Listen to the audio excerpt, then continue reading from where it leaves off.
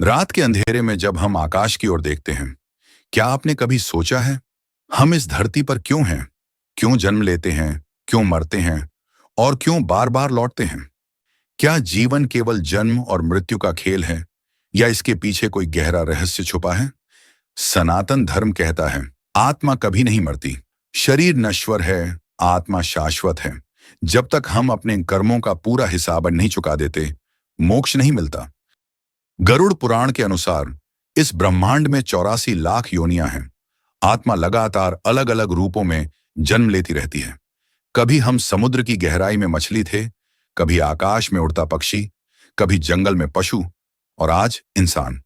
84 लाख योनियों का विवरण: 30 लाख जलचर, 20 लाख वनस्पति, 11 लाख पक्षी, 27 लाख पशु, 4 लाख मनुष्य और देव योनि। इन 84 लाख योनियों में मनुष्य जन्म सबसे दुर्लभ है, क्योंकि केवल इंसान के पास ही मोक्ष का द्वार है। पुराणों में राजा ययाति की कहानी आती है। वह एक शक्तिशाली राजा थे। उनके पास धन, वैभव सब कुछ था, पर उम्र बढ़ने के साथ उनका शरीर कमजोर हो गया। राजा ययाति ने एक बार अपने बेटों से कहा, मेरे पास सब कुछ है, पर जवानी नहीं है। अगर फिर से जवानी मिल जाए तो मैं सच्चा सुख पालूंगा। उन्होंने अपने पुत्रों से अपनी जवानी मांगी। सबने मना कर दिया, लेकिन एक पुत्र ने अपनी जवानी दे दी। ययाति फिर से युवा हो गए। सैकड़ों साल भोग करने के बाद भी उनकी इच्छाएं कभी पूरी नहीं हुई।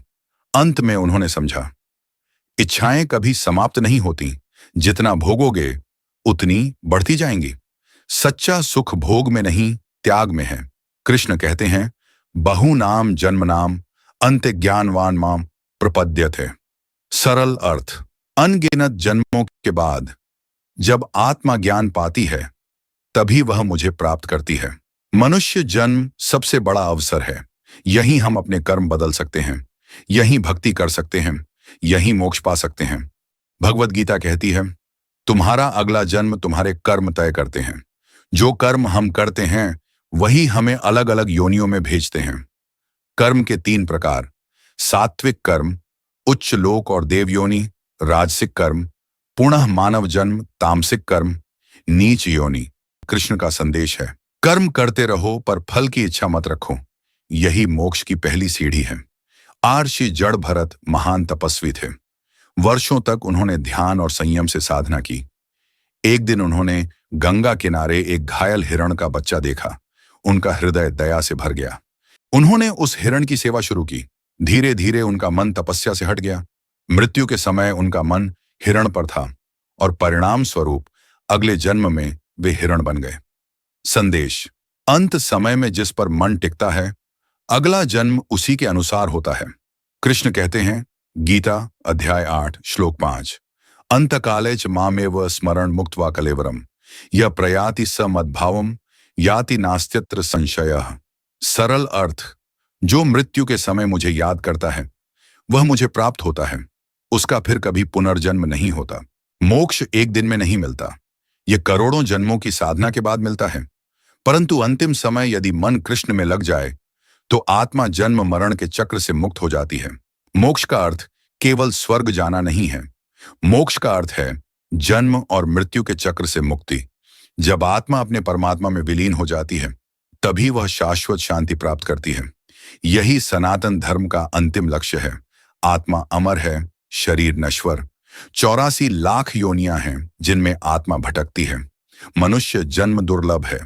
दोस्तों, यह जीवन केवल जन्म और मृत्यु का खेल नहीं है, यह आत्मा की अनंत यात्रा है। हम सब 84 लाख योनियों के बाद इस दुर्लभ मानव जन्म को पाए हैं। अब यह हमारे ऊपर है, क्या हम इसे भोग में गंवा देंगे या भक्ति और ज्ञान से मोक्ष का मार्ग चुनेंगे। याद रखो, सच्चा सुख धन या वैभव में नहीं, बल्कि आत्मा की शांति में है। कृष्ण का स्मरण ही मोक्ष का द्वार है, और यही है हमारे जीवन का अंतिम लक्ष्य। जय श्री कृष्ण, जय सनातन धर्म। अगर आपको यह ज्ञानवर्धक वीडियो अच्छा लगा, तो डिवाइन पिक्सल्स को सब्सक्राइब करें और इस संदेश को औरों तक पहुंचाएं, क्योंकि ज्ञान तभी सार्थक है जब वो साझा किया जाए।